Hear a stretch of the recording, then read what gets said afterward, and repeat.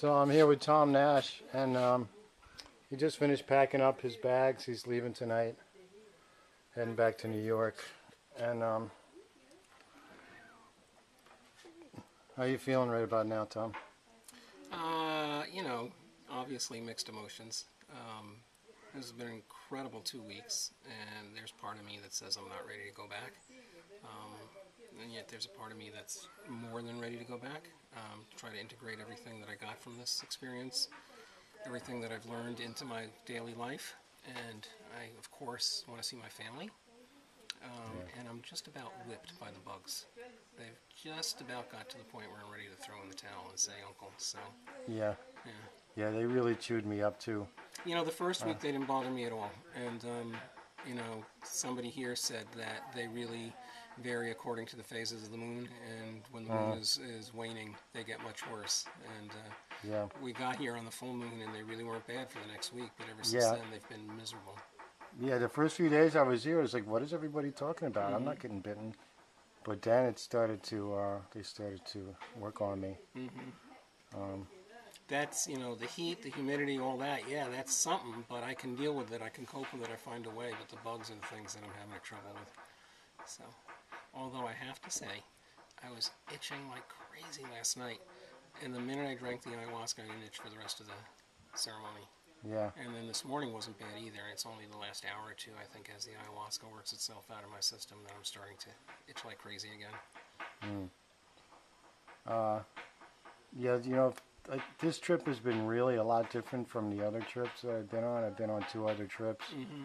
And you've been on every trip so far, every healer to healer trip. This is your fifth one, right? Mm-hmm.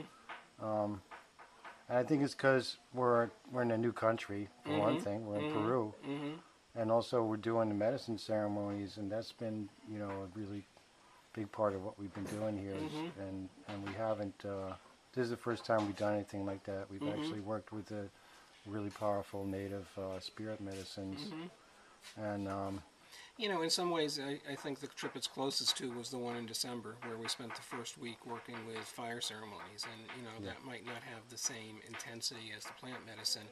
It was the same thing where we did some very deep transformative spiritual work for the first week, getting ready for the clinical aspect. I think what made sense about this was then once the clinic was over, going back and wrapping everything up with a couple of more ceremonies that kind of put the cap on it.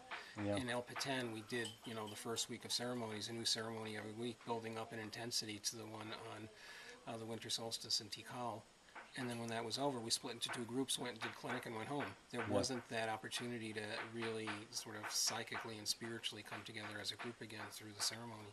So I think yeah, that, it's not like we thought about that ahead of time, but it just grew organically, and I think that was really the way to do it. yeah.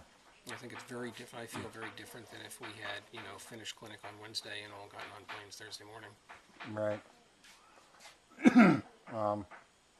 Yeah, we talked about this before about how the teamwork, the cohesion of this group was really something special that we haven't quite experienced that in the same way on the Mm-hmm. other trips, and I think that medicine may be a part of that, sharing that intense Mm-hmm. experience with Mm-hmm. ayahuasca and the other things that we did, Mm-hmm. but. I also think we just kind of got lucky and had Yeah. a really good group that really flowed together, and there was Mm-hmm. no real friction or drama or anything. And Mm-hmm. the way that we were able to pull off those clinics, It's like I'm still beyond pretty belief. blown away. Yeah, yeah, yeah. It's just beyond belief. When we got there, particularly when there were two bad moments. One was when we got there Saturday morning. And, but then we got, we were able to use the schoolrooms and we made that work and everything was fine. And then going back on Monday morning thinking we were going to be able to continue that, it's like now it's been downgraded even further because they took the schoolrooms back, Right. even though we had been told they wouldn't. But, I think by just being able to, just keep putting one foot in front of the other and focus on the work that needs to get done and not panic, but just stay present, stay calm, stay focused, stay in the moment, and do what needs to be done. We did what needed to be done. Yeah. And that's kind of the way it's always worked with healer to healer trips. I mean, the circumstances were never as overwhelming as Right. these were. It's extreme. But at the time that we did it, we kind of felt that way. You know, when we went into Antigua, we were like, oh my God, how can we possibly do this? When we went into Quiche, and you know, we just had like hard tables with a straw mat on them. Yeah. I would love to have had those this week, but Right. each time it's like, oh my God, we can't work under these circumstances, but we do. Yeah. And Even the first trip, that warehouse that we worked in. that's the right, first trip, that's yeah. right, that's right. And that was a good day of clinic. That was a really good day of clinic.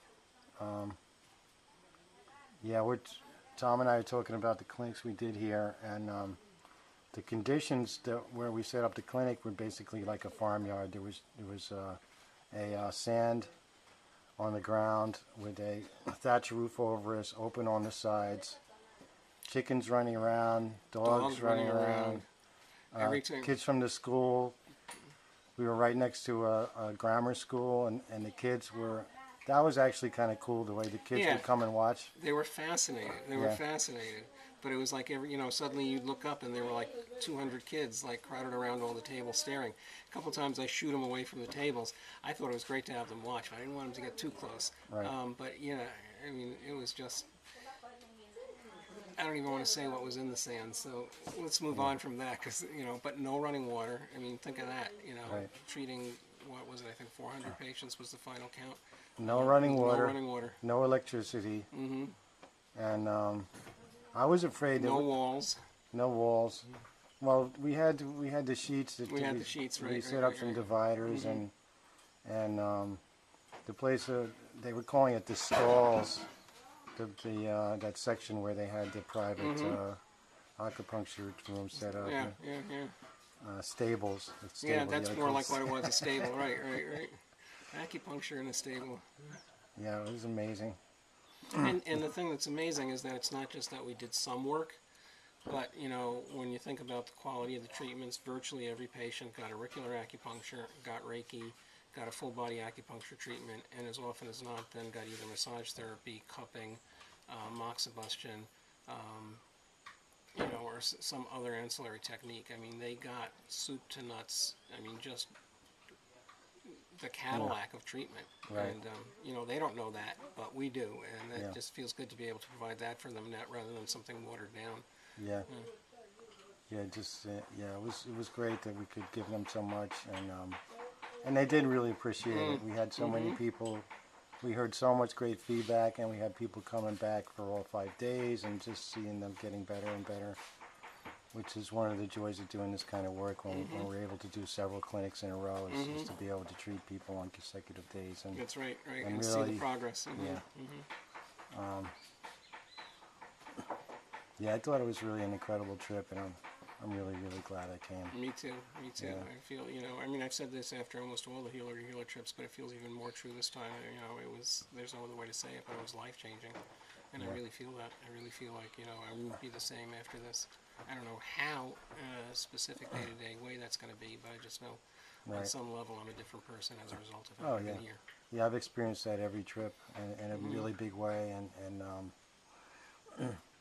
there's always that feeling when you're going home of like, it's not going to be the same when I go home now. It's and there's this kind of just anticipation of, I'm really looking forward to coming back to New York, but it's just kind of this big open question mark of like how are things going to play out now, and it's going to be better, that the intensity of the experience that we have on these trips, even if they're like the first trip was only 8 days, it was like so totally life-changing for me.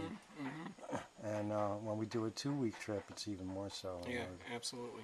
Absolutely. It's like a lifetime that you live in those 2 weeks, and it's a very intense experience. Yeah. So, thanks for sharing, Tom. Sure, thank you. And And I'll see you in Pretend in December. yeah, well, I'll see you probably in New York when Yeah. we get back.